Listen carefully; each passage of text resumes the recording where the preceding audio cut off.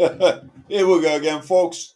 Another handpicked fight on the horizon. Not just any handpicked fight, but a make-believe title fight included as a bonus. A fake title fight. Let's be blunt about it.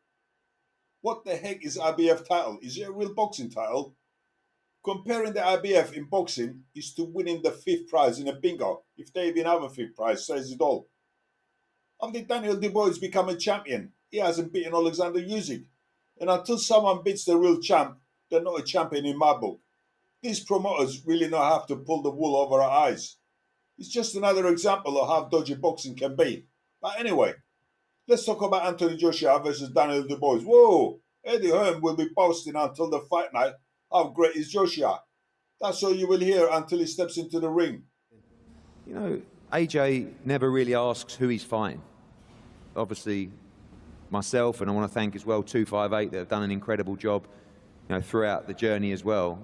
Take care of the business with AJ. He will fight anybody. And when Daniel got the victory, that was the opponent. It just happens to come with a shiny red and gold belt that makes even more history for, I think, one of the most pivotal characters in the history of our sport in this country, in Anthony. And it just feels perfect. The timing feels perfect. So confident, so relaxed.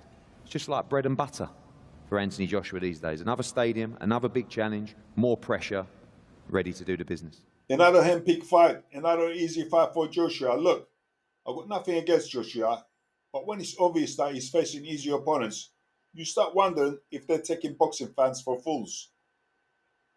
Let's go back a couple of weeks. Recently, we saw a Ben Whittaker fight someone from a village in Africa. Who ever heard of Evoritsa Ezra Arayanka? Apparently, he had an unbeaten record. Who is this guy? They claim he had a good record, but he was beaten on points, and now Whittaker is a contender. I guarantee Ben will be exposed if he faces a decent Mexican fighter. You see where I'm going with this? And then we got another two. Martin Bacall taking on Jared Anderson. Bacall beat Carlos Takam last year, but Carlos was just a heavy punching bag for Bacall to practice on in public so that he looks good. Remember Joshua beat Takam in 2017? That was 6 years ago. Another one, Jared Anderson. Well, Jared Anderson will be Bacall because Bob Arum won't put Jared up against a decent boxer yet. Bob and Top Rank want to get their investment back, and only hope they have in heavyweight division is Jared. And they aren't going to risk him losing. They see Bacall as a stepping stone for better things. Okay, let's get back to Joshua. I can't see Daniel Dubois going the distance with Joshua. Daniel's chin will be an easy target. He's stiff in the shoulders, lacks head movement, and his upper body is static. His fighting style will certainly suit Joshua perfectly. Not only is Daniel slower than Joshua, but he also lacks a good defense and offense. He'll be wide open for Joshua. It seems to me they're letting Joshua sneak through the back door for the title fights. But unless Joshua beats Tyson Fury and Usyk, he can't call himself the world champion, even if he wins the IBF title. Zhang or Joseph Parker will have been a better opponent for Joshua. Both will have given him a harder time. Joshua might still beat them, but at least they'll be dangerous opponents, unlike Daniel Dubois. Maybe they wanted an all-English fight at Wembley, who knows? Either way, Daniel is a handpicked, easy fight. If this was going to be like some of the recent lightweight boxing matches, I'll be more positive in my opinions. Like Tank Davis versus Ghost Martin, that was a great fight.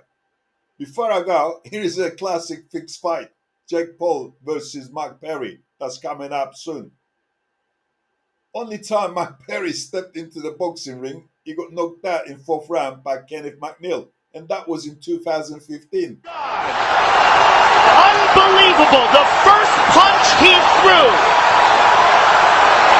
slept him. Wow! Mark is an MMA and bare knuckle fighter. What does he know about boxing? It can't get worse than this, can it?